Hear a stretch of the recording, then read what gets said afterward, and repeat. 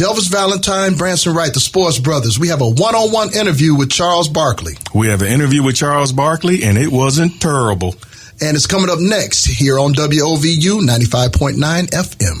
WOVU LP Cleveland.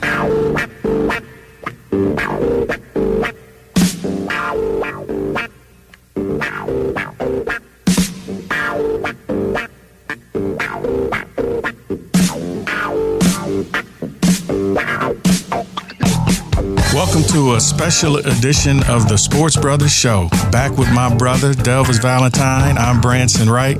Delvis, it's good to see you across the table from me today. It's been a long time, brother, but I'm glad to be here. Oh, man, it's a long time. A demand from the fans out there wanted to see us back together again. And so this is a special show.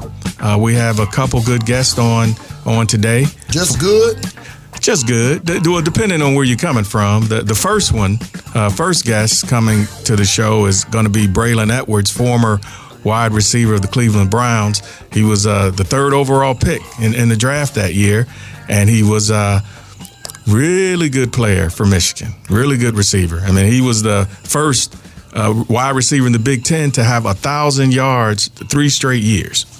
And he didn't have a great quarterback throwing him the ball in Michigan either. Who was that quarterback? As you know how bad he was. Nobody remembers. Yeah, that's real bad. That's real bad. And then our second guest later in the show is none other than Charles Chuck Barkley. And we're going to talk to Barkley not only about the NBA, but we're going to talk some football, pro and college football, because he's a fan of all sports. So we look forward to that. But Delvis, you and I both were at the Cleveland Browns and the Seattle Seahawks game yesterday. And what was, I don't want to say you were disgusted, but maybe you were. I was. And not necessarily the team. What were you disgusted with?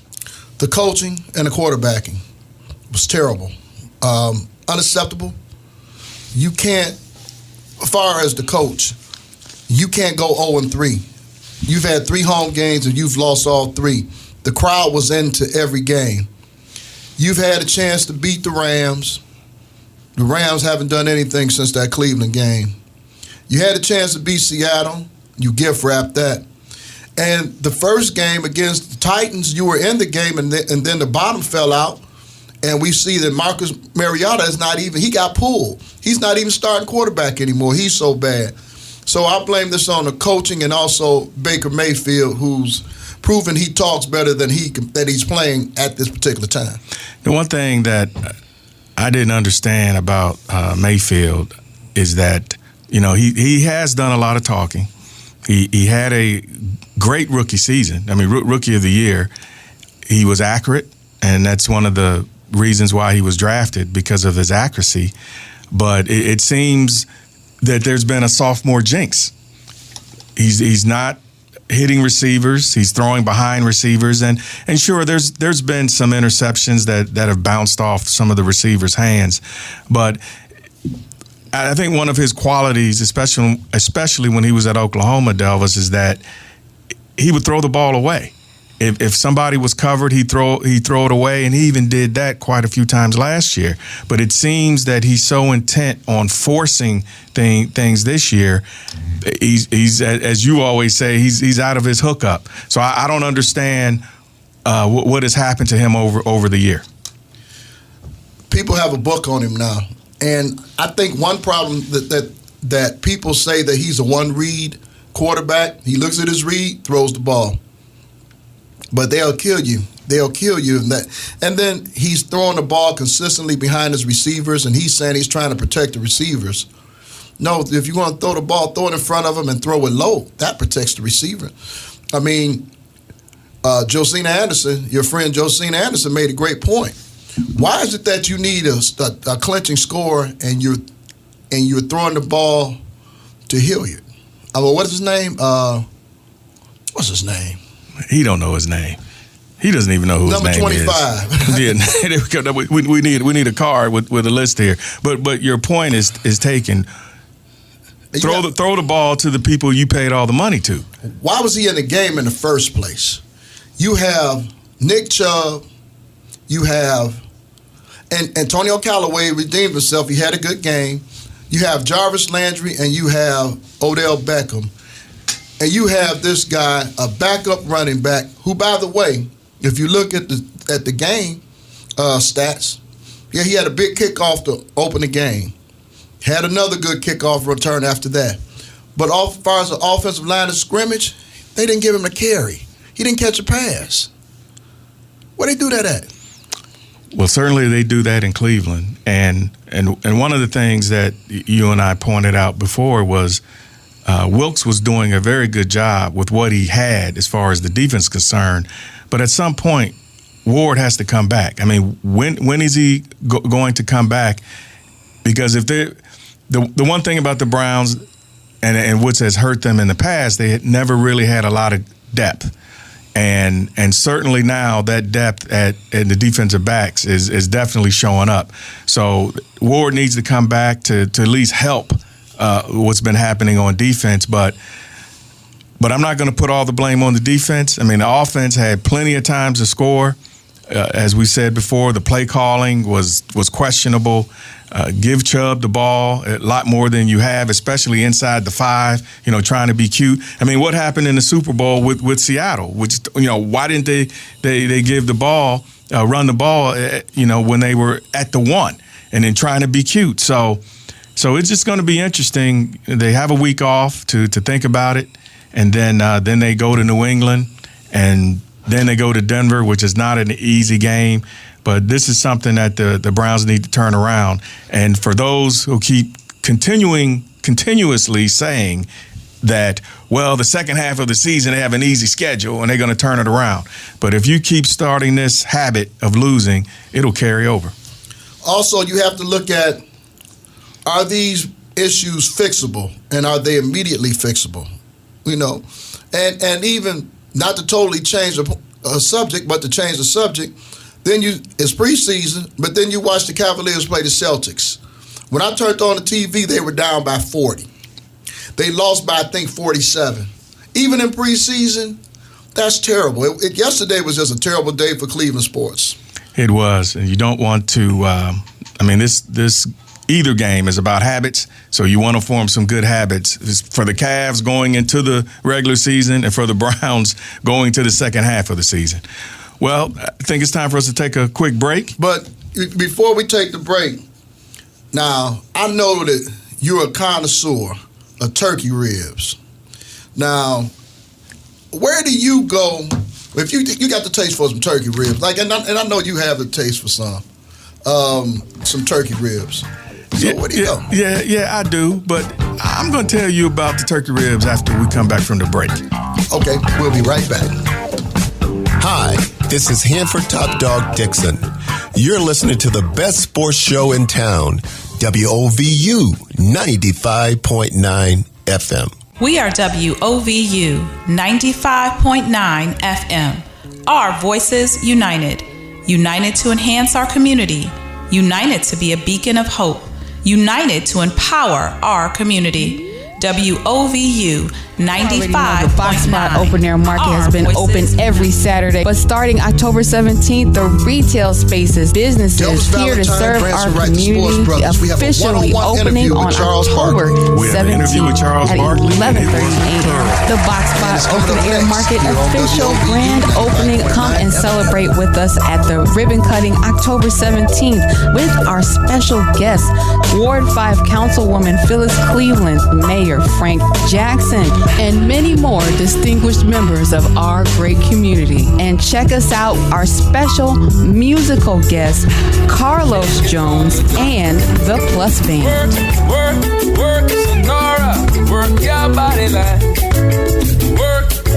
Come down and join us on October 17th for the official ribbon cutting and grand opening of the Box Spot Open Air Market. Your son needs a haircut. Visit Kids Style Lounge. You need a new outfit for that date tonight? Go to Our Favorite Things and check out Lisa McGuthrie. See what she has in store. Get some new sunglasses at iSpecs Eyewear. Pick up your printed t-shirts from Mr. Officials.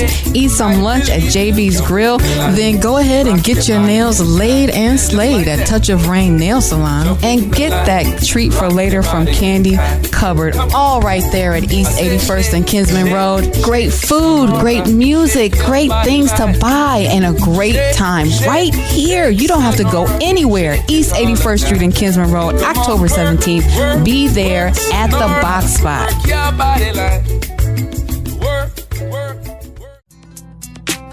Are you 18 years to 24 years of age? Looking for work? Youth Opportunities Unlimited is hiring young adults for short-term jobs that could lead to permanent employment. Register online now for the Young Adult Training Program at youthopportunities.org or call 216-776-3900. We want to help you succeed. Contact us today. And remember, the number is 216-776-3900 or reach them online at youthopportunities.org.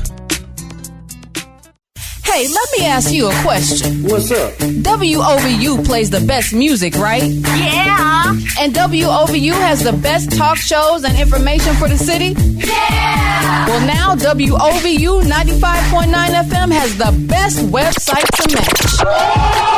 So right now, go ahead and log on to WOVU.org and see exactly what I'm talking about. I know that's right. You never have to guess what's going on WOVU 95.9. Log on to the homepage and see exactly what's playing right now, every day, 24/7. Oh, yeah. You can find the program schedule, events going on around the city, and check out who's who at WOVU. You already know what it is. So do me a favor, pull out your smartphone, your laptop, your desktop, your tablet, log on to WOVU.org right now. Can you do that for me? I got you, fam. WOVU 95.9 FM, the best radio station, now has the best website. Okay.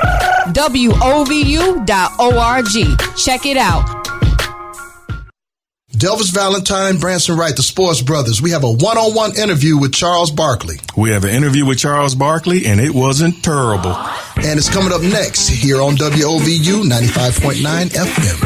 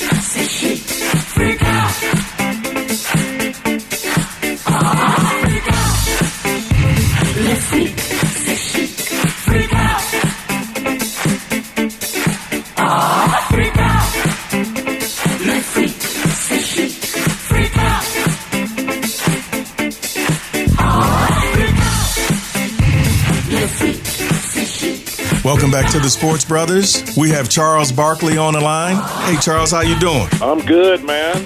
So, man, loving my downtime. Your downtime, getting ready for the NBA season? Yeah, unfortunately, the season started in about a week. I've been on vacation since June, loving life.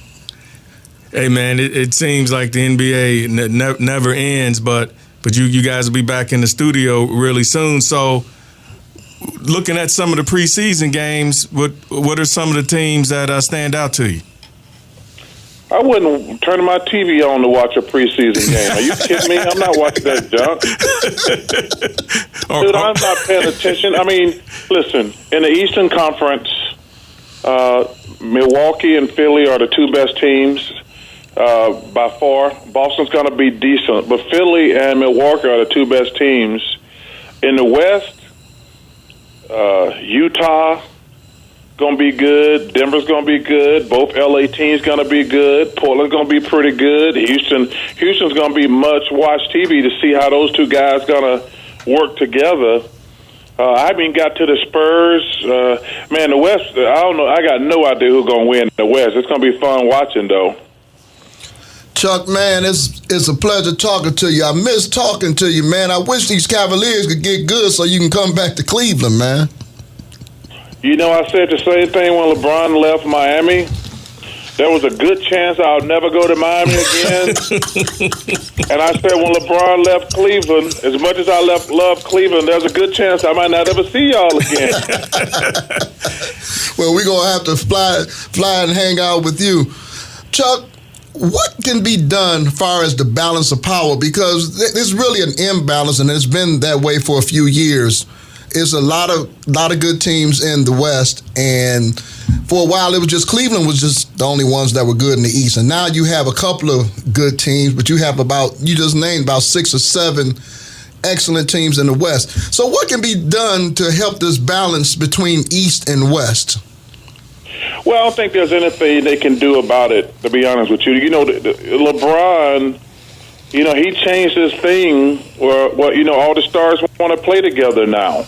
Okay. And I don't know if you can put the toothpaste back in the tube.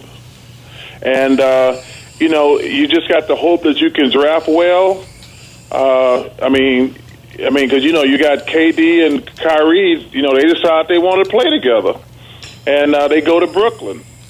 So, you know, that's the thing that's really unfortunate about the league. All these guys, instead of competing against each other, want to play with each other. It's, I don't know, like I say, I wish I had an answer for you, but I don't know what they're going to do about it right now. We're speaking with Hall of Famer Charles Barkley. Chuck, we see that they are trying to implement some tampering charges, but they really can't implement any kind of tampering charges if it's players talking to players, right? Well, you know, you probably got to have some agents and some general managers talking to each other too. I mean, you gotta. It's something going on. I know this.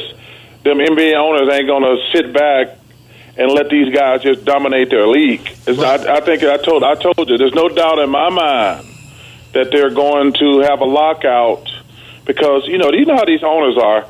They're not going to let these dudes screw up their cash. Absolutely. And, you know, they let it happen with KD going to the Warriors. But I guarantee you the next collective bargaining agreement, whether it's tampering, whether they add like the NFL guy, where they got to keep a guy on the contract, you know, I forget what they call it, the tag. Right, franchise tag or something like that. Yeah, Pat Riley said something about that. They're not going to let these guys just dominate their league, take all their money, and all play together, and we don't have competition. I know those rich guys well enough. They're like, we got to put an end to this. We're not going to let these guys make all our money and make our league like we know who's going to play for the championship every year. So it's going to be very interesting what happens in the next collective bargaining agreement. We're talking to Charles Barkley here on the Sports Brothers. Now, Charles, you said you haven't watched any preseason games, but for those that have, that's because I haven't. I know you haven't. But if you did, if you saw some highlights, and Delvis, add you to this too, Why every big dude, every thick dude that's 6'6" or 6'5", they compare to Charles? I'm talking about Zion Williamson. I mean, Charles, have you heard this a lot?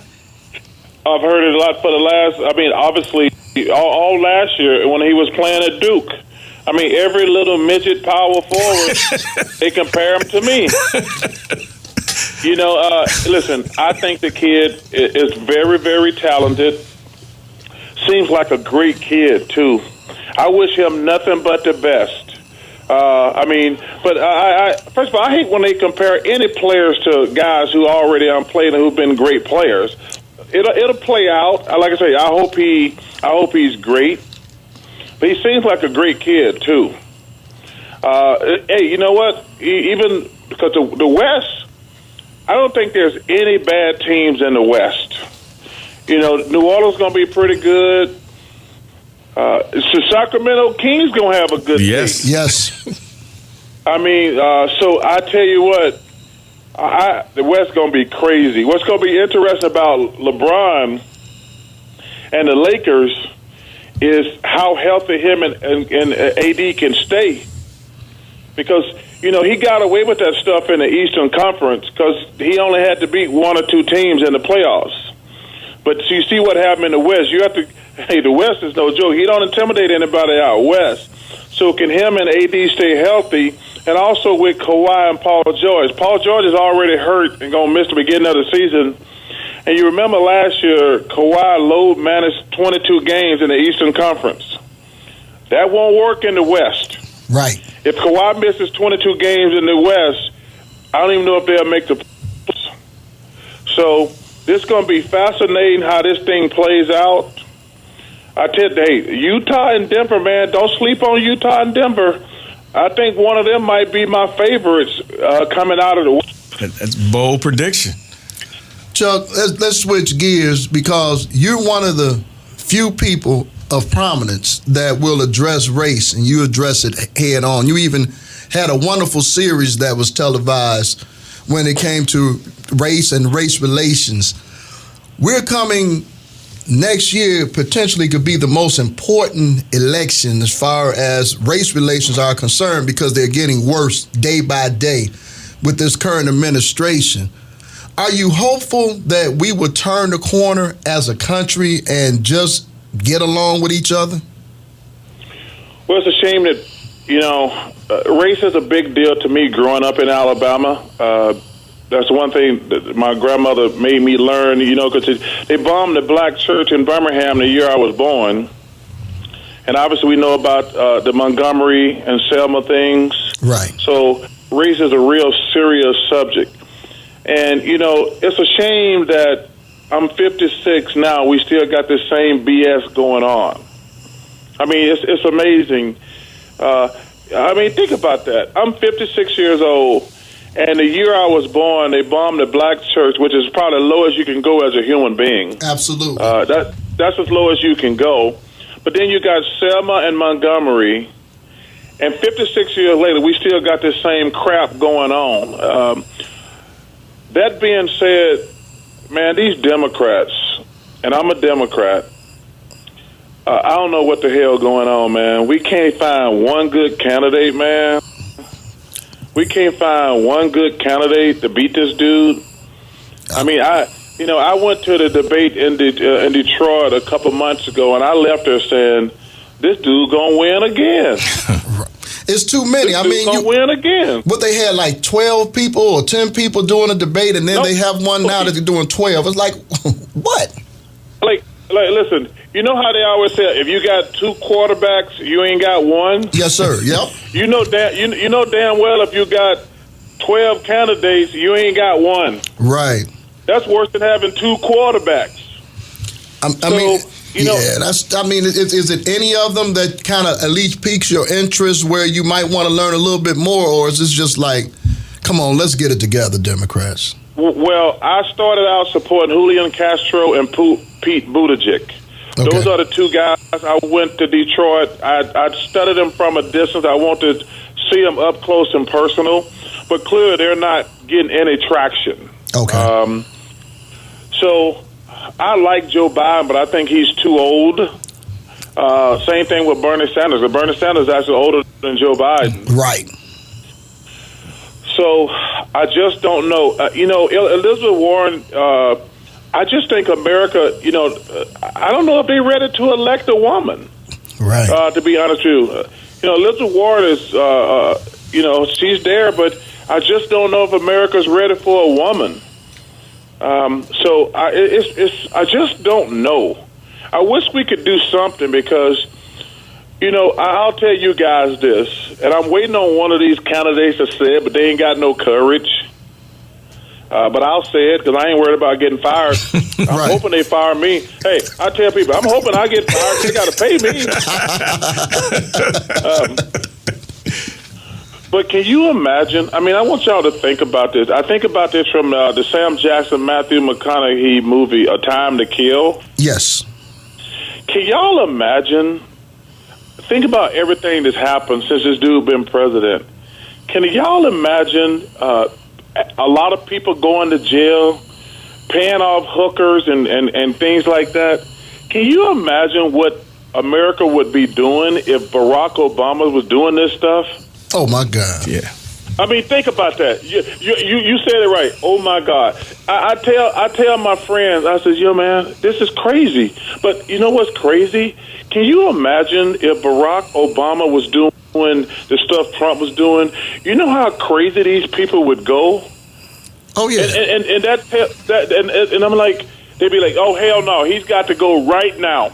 We're not even going to wait. We're going to impeach him. He's got to go. Right. If Barack Obama did half the stuff that Donald Trump has done in the last 2 years, I would bet everything I got he would have been out of office by now. So, Ain't Charles, no way America would be letting that happen. So, Charles, you trying to say there's a double standard?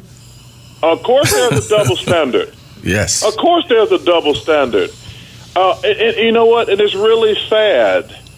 And, your question was, I feel sad all this racial stuff going on because you got the greatest country in the world and this stuff and these people are so more emboldened. Yes.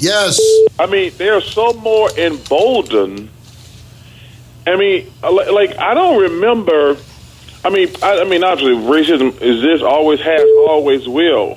But in the last year and a half, man, it seems like these people don't even hide it. I mean, and that's where at least they used to hide. Even those idiots from the Klans, they wore hoods because they knew they were wrong and were embarrassed to show their face. Right. Now people are just saying what they're doing, what they want to do, and don't care. It's terrible. And I'm a veteran of the military. I swear. Thank you for your service, brother. Thank you for your service. Thank you, brother. But and it's like some of my fellow vets, we talk about this and dude, we served and this is where we at? This is where we at. We served, bro. Some of our boys never came back home, but we served and we are here. We are here. This dude talking about go back from where you're from. I mean, it angers me. It angers me. It's like I say, it makes you mad. It does. I mean, it makes you mad. Man, all black people want is just to be treated normal, get economic opportunity. I mean, it ain't like we asking to take over the world. They just treat us fair and treat us like human beings. But man, this stuff, I just feel, I just feel sad. Number one, for you as a vet, going over there and friends dying and everything, y'all went over there and made it so we could have freedom. Right. But now you feel like, man, I don't know what the hell going on. Yeah, it's certainly a shame what's going on, but we have to get out and vote and do all we can do. And besides the presidential election. But you know what we really got to do? We got to handle our business. Yes. Because, I voted Democratic my entire life.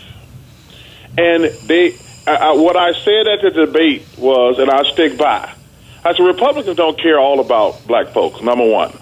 But these Democrats, every 4 years, they come out and beg black people to vote for them and tell us all the good stuff they going to do for us, and they don't do crap for us. I mean, like I say, I have voted Democrat my entire life.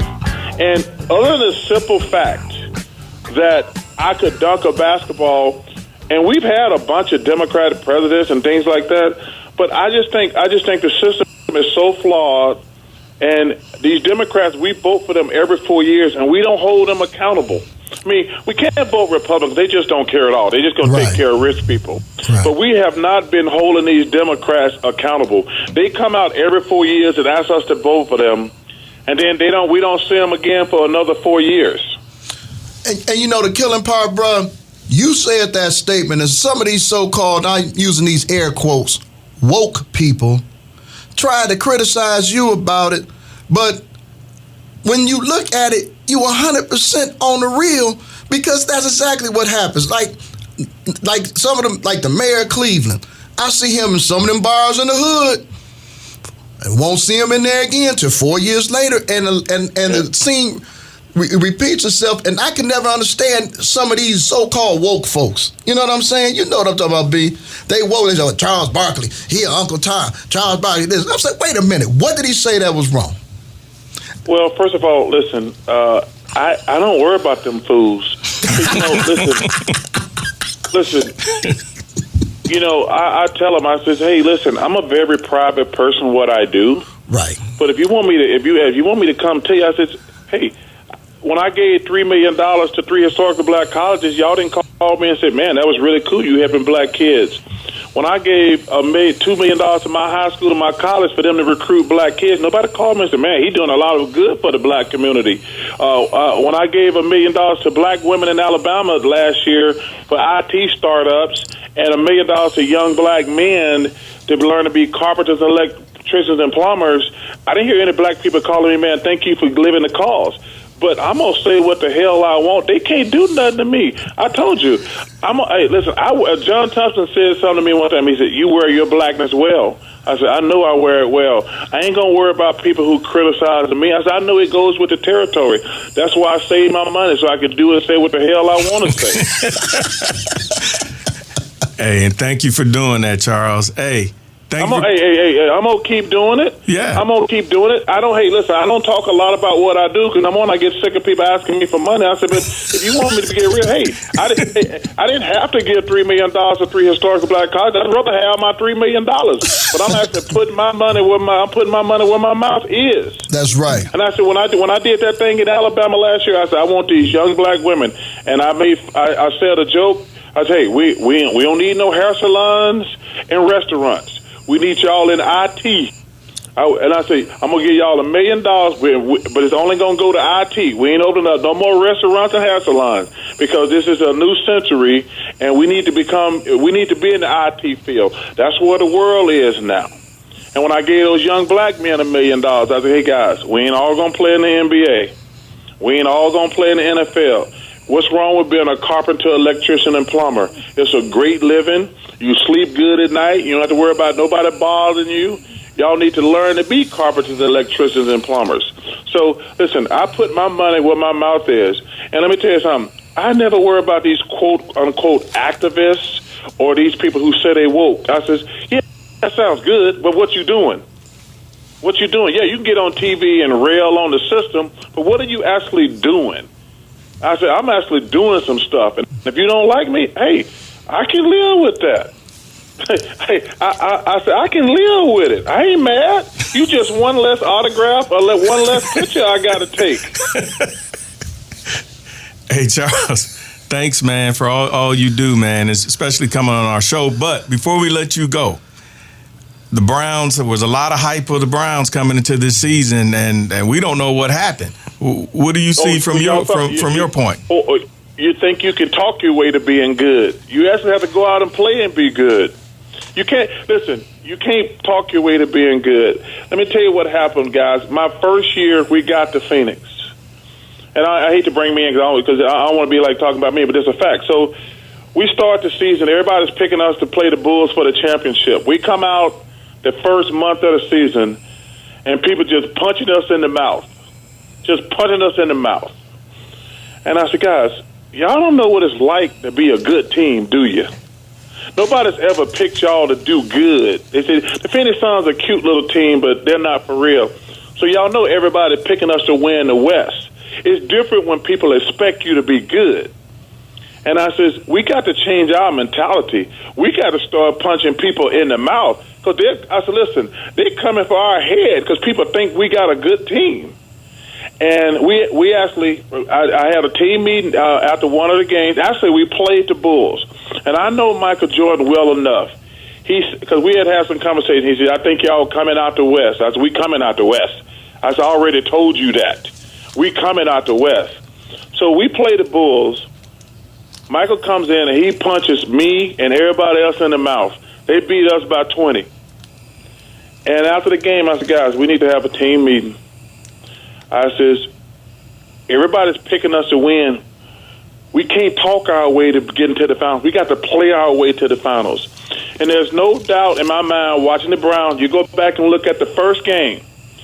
The Titans came in there and punched them right in their mouth.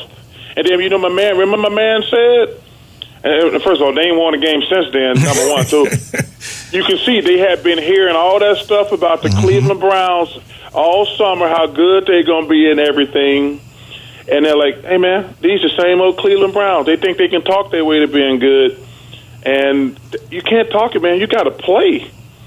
When you expect it to be good, you got to play. You can't just say, oh, we're going to be good. No, you got to play. I mean, you got to play. You can't say, hey, we're going to be good. It doesn't work like that. Yeah, it's more than just showing up. Hey, Charles, man, thanks, man, for coming on our show. We appreciate you as always. Hey, man, let me tell you something. I tell you, brothers, number one, I'm happy with y'all's success. I'm glad y'all got a show. We need more brothers. We need more brothers on the show, on networks and radio who don't play the game. I mean, I says, yeah, they're going to sign up every great player to go on TV before, when they retire. But we need more black opinions on the radio. Whether people agree or disagree, you still need them. So I'm happy for you, brothers. Hey, man, and you in the movie business now, too. Let me just say this. I'm probably never going to see y'all again. No, we coming to you, bro. We coming to you. Hey, come on, man. Y'all can come on. Come on down to TNT and come on the show. But listen, if we waiting on the Cavs to be good, man, I love your new coach, Beeline. He's a hell of a coach. Y'all know what Cleveland means to me. I hated that LeBron left there. I think y'all got one of the best cities in the world. But my life is dictated by how good your basketball team is. So I won't see y'all no time soon. Hey, we'll come down to the A. Don't worry about it. All right. Hey, man, thanks for having me on, guys. Have a great season. Okay, right, thanks for the love, Chuck. Thanks a lot, man. Yes, sir, my brothers. Peace. All righty. So that was the Charles Barkley. Went a little overtime, but that's fine. Anytime Charles comes on, we will keep on talking. We got an invitation to go on TNT. Wow, we got to take that. We got to start looking at some flights. It don't get no more large than that. It doesn't. Now, you were asking earlier about you like them turkey ribs. You turkey rib kings. I got swine on my mind. You got swine on your mind? Yes. No, man. So where'd you get them turkey ribs from, man? True Cocktails Bites, 1051 West 10th Street, down in the Flats. Oh my gosh. If you like barbecue and you don't like the swine and you don't like the beef, those turkey ribs off the hook, man. I gotta get you some, man. No, thank you. They're good, Delvis. They're good. I mean, you did a stretch to get me some chicken and waffles because I like my waffles separately and I like my chicken.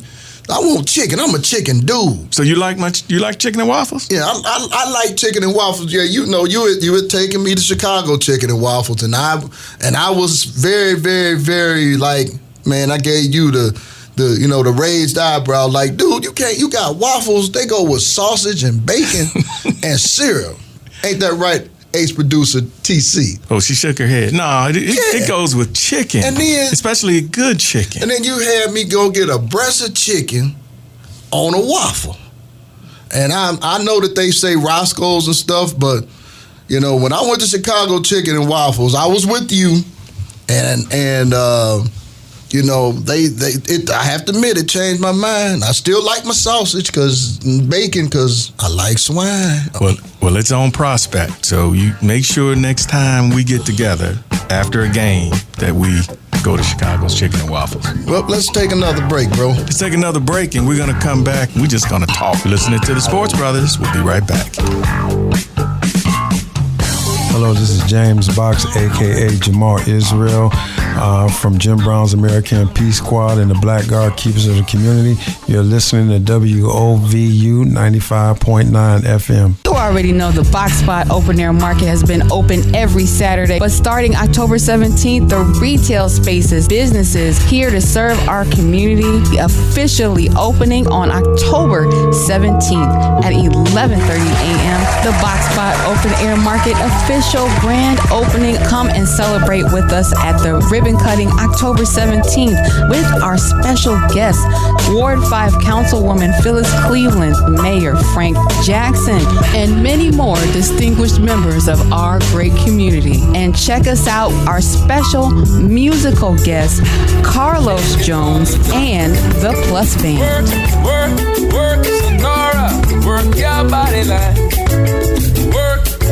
Come down and join us on October 17th for the official ribbon cutting and grand opening of the Box Spot Open Air Market. Your son needs a haircut. Visit Kids Style Lounge. You need a new outfit for that date tonight? Go to Our Favorite Things and check out Lisa McGuthrie. See what she has in store. Get some new sunglasses at iSpecs Eyewear. Pick up your printed t-shirts from Mr. Officials. Eat some lunch at JB's Grill. Then go ahead and get your nails laid and slayed at Touch of Rain Nail Salon, and get that treat for later from Candy Cupboard, all right there at East 81st and Kinsman Road. Great food, great music, great things to buy, and a great time right here. You don't have to go anywhere. East 81st Street and Kinsman Road, October 17th. Be there at the Box Spot. Tired of all those same old sports shows? So are we. That's why we had to call the ladies in.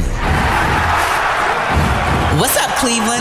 This your girl, Rachel Hill, the First Lady of Sports. Make sure you check me and my girls out on Mondays and Tuesdays at 6 p.m. right here on WOVU. We know sports. Boys, get your notepads out.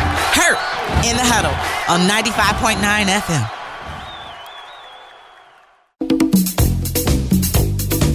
This is Corey and Courtney Jenkins of Faith in Cleveland. All things faith, all things Cleveland. Why not join us on 95.9 FM WOVU on every Wednesday, 11 o'clock a.m., where we deal with the matters of the community, the matters of Cleveland, and the matters of faith. You can join us here for a powerful and impactful discussion that we believe will set the tone for your day.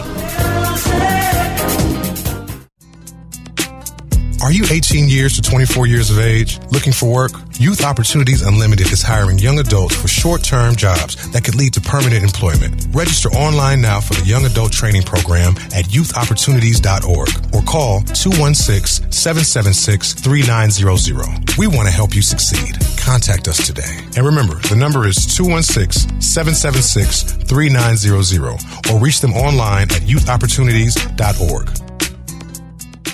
Hi, this is Stephanie Phelps, and you're listening to WOVU 95.9 FM.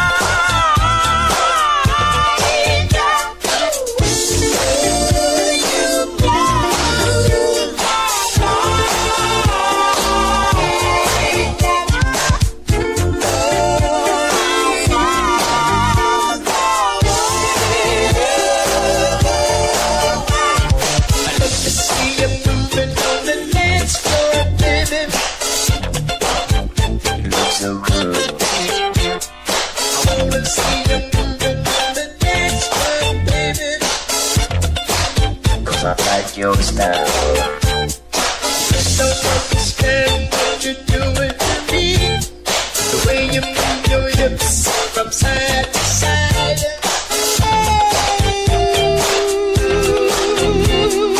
Baby, what you doing to me? You know you're looking good to me. Baby, baby, baby, baby.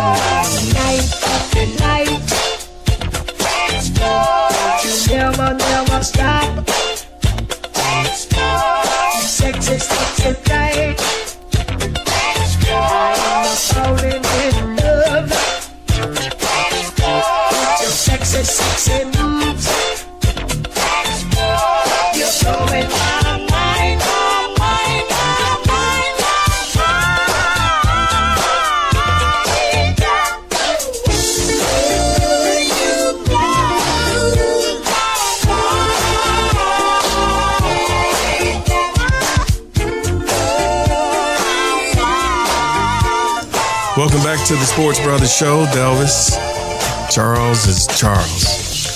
There's no one other. There's no one other, brother. And I'm taking him up on that offer. We got to go to TNT. Go to the A and be on TNT with Charles and the crew. That would be exciting. But, you know, I really like how you brought the interview to something more serious. With talking to Charles about the importance of voting, the importance of the Democratic Party not taking us for granted, and just how it's a who's who when it comes to the debates.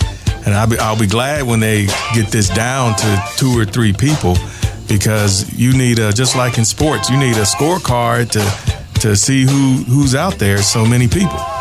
Yeah, they always think that athletes are just supposed to, or ex-athletes are supposed to fit in a box. We've talked to Chuck, we talk about more than just sports. And I just wanted to make sure that people remember this is just not a brother that was a great athlete. He's a great person, and he has a lot of opinions that people need to hear. And also a lot of these so-called woke folks, I wanted him to address that, because I haven't heard anybody, they say all this stuff, oh, he's Uncle Tom, he's this, he's that. But when you look at it, where is he wrong? And he's given at least 10 million, and other than the sports brothers, I don't know who else has given him credit for doing what he's done in the black community. Because a lot of them woke, you know what rhymes with woke? Broke. A lot of these woke folks are broke. They just trying to find something. But when you think about it, a lot of these woke, these activists, and they broke, man. And that's one of the reasons why they probably hate this brother. So, but I don't. That's my dude, and I got love for him. Well, let's not. And you didn't say all, but let's not imply all. No, not all. And in air quotes, woke. I mean, there are some activists that are. There are plenty. Are doing something. But usually the ones that are screaming the loudest are the ones that are doing the least. All they're doing is talking loud and not saying nothing. And those that are being lazy, not doing their research. Right. Because you do your research on Charles, and you can see, and just listening to our show, during this interview, what he's done and what he's doing. And I thought he made a really good point, and it's something that my friend John Hollifield would always talk about, is when you talk about starting your own business, and it's so many hairdressers, barbecue places, which it all has its place, but there's more opportunity out there for us. There's more business opportunities out there for us. And as Charles was saying, he wants to expand that, especially as we're going into the new century, or as the century is getting older. It's just so many more things out there that we can do, because it's that type of society right now. Yeah, it is. So, but hey, man, big wheel keeps on turning. Yeah, it does. Well, it was good having a nice show with you again, my brother. It's like taking us back. It's been how many years? Oh, man. I lost count. You lost count? Too long. Way too long. Too long. So, hopefully one day we'll be back rocking and rolling and doing what we do. And I definitely enjoyed my time here in the studio. Yeah, and then can't wait to do it again, my brother. You know it. So for all you out there, thanks for listening to the Sports Brothers, and welcome to the family.